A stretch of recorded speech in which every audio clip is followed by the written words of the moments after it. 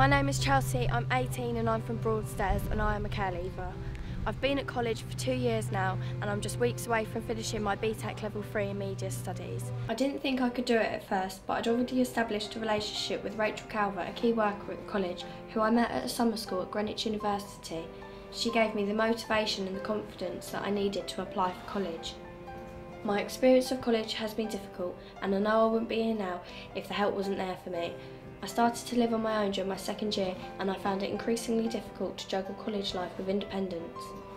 I was informed about financial help for care leavers. This includes breakfast and lunch vouchers, travel to and from college and bursary for any equipment or books that I may need. I have also spoken to Jeremy many times when I have found it difficult to cope. He is there to listen and not judge. I hope so, yeah. At the beginning, when students start their courses, I try to get around to as many groups as possible, introducing myself and explaining what my role is. And then gradually, as time goes on, when tutors make referrals to me, that I can introduce myself to students on a one-to-one, either by phone or text them, or tutors will ask them to pop round to see me. But I sort of get out and about as much as I can as well around classes and go in and out of different classes, so people get used to seeing me around and knowing what I'm here for, hopefully.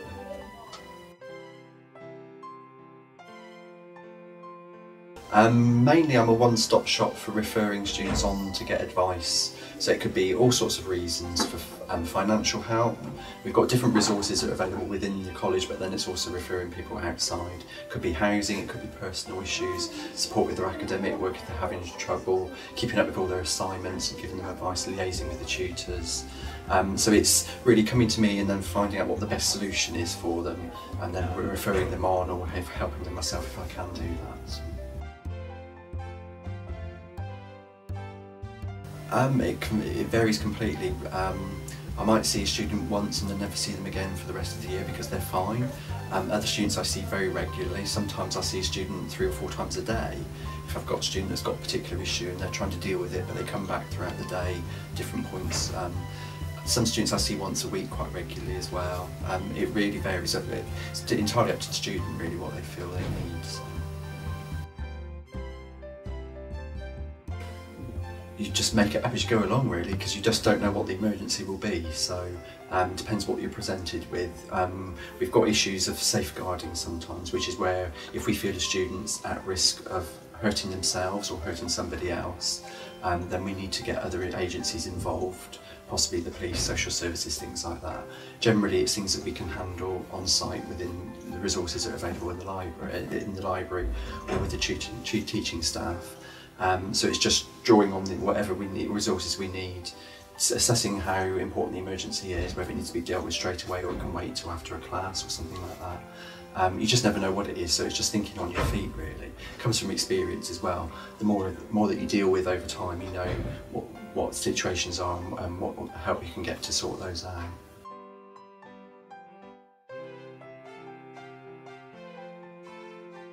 I'm a good listener, hopefully. Students can come to me, pour their heart out if they need to. It's somebody to bounce a few ideas off if they need some help. Again, it's being able to think outside of the box a bit and think actually whether a student's got a problem with a certain thing, thinking what different ways we can use, what strategies they can use to get over those problems. It's being very flexible. You can never plan a day because everything changes from one minute to the next.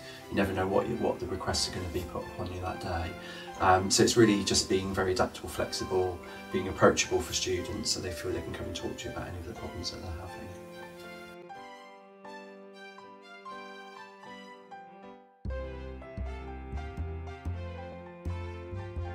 My role as the college principal is to ensure that the correct policies are in place and the resources are in place to enable young people in care to have the smoothest possible transition into college. So it's ensuring that we've got the right staff, so the college has a designated member of staff who's absolutely solely dedicated to working with young people in care, and to make sure that the resources in terms of accommodation support and financial support are in place to enable that smooth transition. Well, it supports young care leavers in a huge multitude of different ways, and it does really depend on the individual young person. but we've got support for things like accommodation, for short-term finance, for staying on track on courses, but also that important phase, which is before you start college, ensuring that the kind of application, the interview process all goes very smoothly. And as soon as we're made aware by the school or some of the other agencies that the young person wants to transfer to school, it's putting that support in really early on, so that actually those young people feel very supported in that kind of transition to college. Well, there are, as I said before, a huge number of different issues, not just with care leavers, but with students in general, in terms of some of the barriers and challenges they face to start college, but also finish college. Some of the most common ones are around things like accommodation. A number of young people want to become independent livers, and that often is a real challenge because the system itself is very complicated, and making sure there's support in place to enable that to happen is really important. So we have dedicated people who can help support that process. Also making sure that short-term financial support is there when necessary. We also, there's a £1,200 bursary which is available to young people in or leaving care, and it's enabling a one-to-one plan to be put into place to enable that £1,200 to be spent on that individual to overcome any barriers that are in place to them being successful on their programme.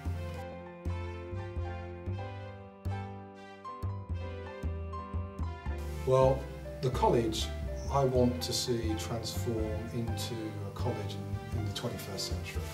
We've started to do a lot of work on our accommodation. We've got great plans to make that even better. So we've got a new Centre for Environmental Technologies that's going to be built by 2013.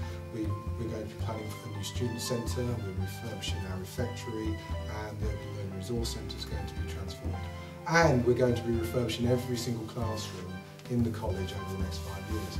So lots going on in terms of the kind of physical stuff. We're also rebranding. So the college from September will be known as East Kent College, not Thanet College. The main reason for that is that we want to branch out and reach a wider audience of young people. And I think at the moment people see Thanet College as a college for Thanet residents, but I see it as something much wider than that. We want to encourage more young people and adults to come and study at what I think is a fantastic college. Well, I think the college in general, I'd like to do all that accommodation now. If I could wave that magic wand, I'd love my estate to look like what I've planned it to be in 5 years' time. If I could do that overnight, it'd be great. I'd love the students to have a real great student centre, a state-of-the-art refectory. I'd love that all to be in place now, but I'm a realist, and we are in difficult economic times, so we have to plan for these things.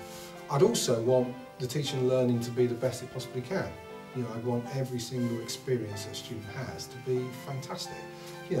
It's not perfect yet, and I think if I could do it today, I'd love that to happen. But I think we're on a journey.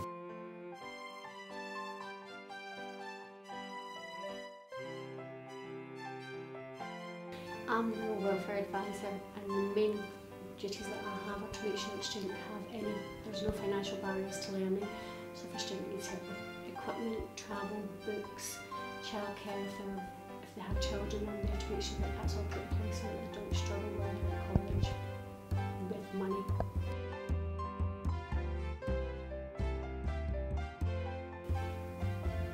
Depends on the circumstances. Each student is different. Each student will there's several budgets that we run for all the students that we have. We have 16 to 18-year-old bursaries, and we have 19 plus discretionary funds. So if you're a 16 to 18-year-old and you're what we call a care leaver, you'll be entitled to anything up to £1,200 a year to study or to help with all the equipment that you require.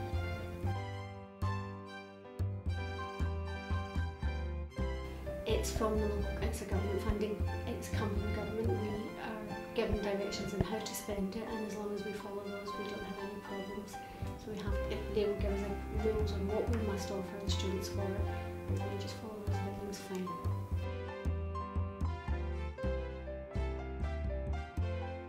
We'd like to hope so. We do publicise funding that we have, we like to think that we've got enough publicity out there that actually says everything's available. It's a lot of word of mouth. When we start off putting it out in the prospectus, we put it in our leaflets, we put it on the website.